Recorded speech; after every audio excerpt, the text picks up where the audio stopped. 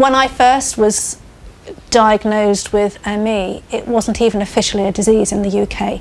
It took another couple of years before it was even recognised as a genuine illness. But when it was recognised as a genuine illness, it was recognised as a psychiatrically instigated illness. And yet the weird thing was, there wasn't actually any psychological help for it. So you were kind of, either way, it didn't matter what they thought, you were on your own. So I started practicing in this area, and then I noticed that the local doctor's surgery had a newsletter, and in the back they said that they were both had an interest in homeopathy. They'd both been trained in Scotland, at Edinburgh. So I thought this was an opportunity at the time. I went to speak to them, had a lunchtime meeting with them, with the practice manager, and it was as simple as that. They said, yes, let's start a project. At those times, doctors could employ you directly. They had a system where the funding was much more easily available. And so they started an 18-month project, and we sat down and worked out a protocol of which conditions actually that were most amenable to homeopathy that I could treat successfully, and they would refer them within the practice and on the NHS. So it was a primary care homeopathy service that was free to the patients of that practice. And when I became very unwell, I actually got really, really fed up of all sorts of therapists saying, oh yeah, I can help you with that, I can sort out your chronic fatigue. And I just thought, just the way you say it, you do not have the beginning of a clue about what you're dealing with. And I became aware that I could have parted with a lot of money to people who genuinely felt they could help, but just weren't getting to grips with the depth and the profound nature of the breakdown of your health systems in this illness. And I have to say actually that Andrew sort of restored my faith, because the way that he looks at the body and the way that he explained to me that homeopathy looks at the body, and he even showed me this amazing chart about levels of health that really took very seriously how deep and profound this illness is. And with his help, I've sort of moved up through that chart. This, after 18 months, we audited the project very successfully. The health authority gave us another 18 months on the back of it. And it went on from there for 14 years in total. Navigating all the changes in the NHS from then to fund holding, which was a wonderful thing for us, because the fund holding allowed GPs to hold their own budgets, so they could directly contract with you. This was the best thing that had ever happened to us. At one point I was in 2 surgeries working, one in Bath, and unfortunately everything came to a sticky end with Tony Blair and New Labour. As soon as they came in, they stopped it, citing the fact that fund holding was unfair because not everyone got the same services. So the idea of socialism was that everyone gets the same but poor service, rather than tailoring it to your needs. You know, what I saw, it was a wonderful thing, because this area, for instance, has a lot of elderly people. They could tailor their budget towards elderly services. They chose to do it, because now this is not possible. So after that, it took some time, and eventually the doctors started paying me out of their own pockets, because they're self-employed. And that went on for a few years, but finally they just couldn't afford to do it, and it finished. So, but in that time we produced 2 audits and 1 published report, which was then printed. It has an ISBN number, and it's available, about the results that we had. And on the back of that, we reported to the Parliamentary Select Committee on Complementary Medicine up at Westminster with one of the doctors. There were conferences in Holland, all sorts of things went on. The Prince's Trust had started a charity called the Foundation for Integrated Medicine. We were involved in that. So the whole thing had a momentum, but unfortunately it all ended with all the funding issues and the problem with money that the NHS has been experiencing. So that's my experience in the NHS. The unfortunate thing is that I haven't been able to see Andrew as often as I would have liked, and so my recovery has been a bit sort of sporadic. So I've seen Andrew mostly during crises, I think it's fair to say, when symptoms were getting out of control, like I have recently actually, because again my symptoms have been getting out of control. And I've been to see him, and really I should be seeing Andrew every month, and I do feel that if I had done, my recovery would have been smoother. But this isn't treatment that's available on the NHS, and I can't afford to see Andrew as often as I would like. And I know I'm not alone, I'm sure I'm not alone in that.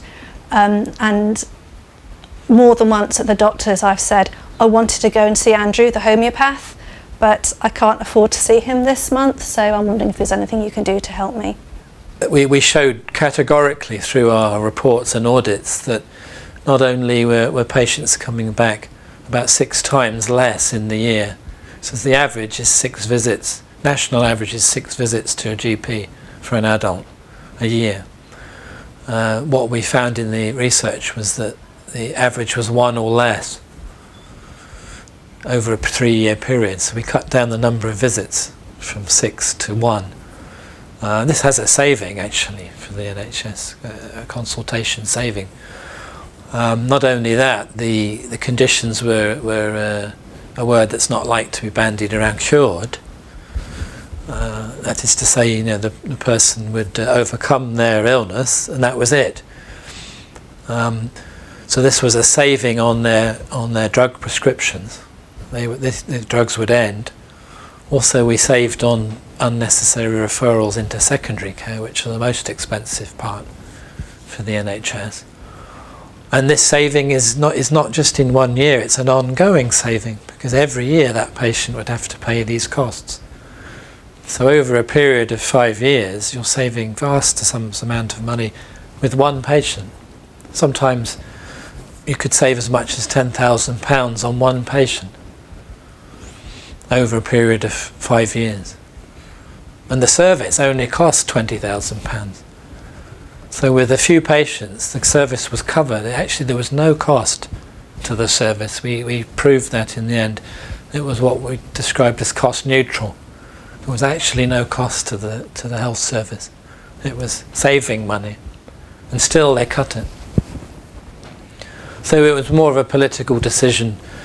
I think the PCTs, the primary care trusts, were bankrupt at the time. So they had to be seen to be doing something. But it's true, this sort of thing can be provided at no cost, which is a very powerful thing, I think. I've actually been, it's really difficult this, because I'm no longer angry with the NHS about my treatment, although it is sporadically actually very condescending, and I have to take a deep breath. I mean, I've left doctor's surgeries in tears because of how I've been treated, not just for ME, but because I have ME. If I ever go to the doctor with any other problems, there are doctors who have basically not believed me and have felt that everything I go to them with is psychological. The doctors that I worked with, they're both retired now, but the main doctor that supported me there was she had a training in psychiatry actually, but she was a very popular doctor. But that was absolutely their feelings on it, and they wrote about this in the report, is that it offered another pathway of treatment, and it was particularly for those conditions where they were unable to go any further with, which is quite a lot of chronic conditions. So it offered the GP a wonderful alternative pathway for treatment. They'd say, well, I can't do anything, but go and see our homeopath, and they may be able to help. And this was all done within the safety. just as important, of the surgery and within the NHS net, because one of the issues that we get that gets put to us is that it's this referral business is unsafe, is that you're referring to people who are unknown and things could go wrong, and it's not a safe thing. They're not trained properly, this kind of thing. Some doctors are great, that is improving. I had an experience where I had started to have seizures, full-on fits. I had one at my then boyfriend's home one evening, and it was a proper full-on, you know, eyes rolling back in the head, falling back, arms going everywhere, fit. I was exhausted and I just wanted to be left alone. But as soon as I could, I went and saw my GP. I explained to my GP at the time what had happened. This wasn't a local GP, it was a GP in Bristol. So I explained to my GP what had happened, and I was expecting him to have his hand on his phone to be ringing up you know, the local neurological centre at the hospital in Bristol to get me there as soon as possible for tests. I was like, okay, wait till you hear this. This is what's happening, over to you. And you know what he said? He said, oh, I wouldn't worry about that. What kind of a response is that? In this method, this system we set up, there was no room for error, you see, because all the patients were referred initially by the doctors. So they knew their histories, they'd all been checked, they'd been through all the tests, and then they're referred, so there was no danger of missing things. If they did miss things, then the doctors had missed them. So this gave patients quite a nice security. And also the doctors that you were there in their surgery, and they could trust you. So I think I've always said this project was the perfect place for homeopaths to be in primary care, and that every surgery should have one. This would transform health in this country, no question. You would be saving, the savings would run into millions. And then I went to a GP who I hadn't seen before and explained to her that I wasn't coping, you know, I wasn't well enough to look after myself, and she said to me, oh, well, there's this local charity who can help you, they do this course on management. And I said, I've already seen them. And she said, here's their leaflet, I think you might find this helpful. And I said, yes, but I've already done that. And she said, well, here you go, there you go then. I hope you get on all right with it. And I said to her, yes, I'm sure that will be very helpful, thank you. And it was talk about selective hearing. It's like literally she would not take on board what I was saying to her. And it's difficult for doctors, you know, particularly back then, that was, you know, sort of 10, 12, 13 years ago. It is difficult for them to know what to do. But Andrew knew what to do, and other people do know what to do. And I think if there could be far more joined up thinking and more access to therapies, especially homeopathy, then that would just be brilliant. And unfortunately, by the time I came to Andrew, he was no longer available through the local GPs.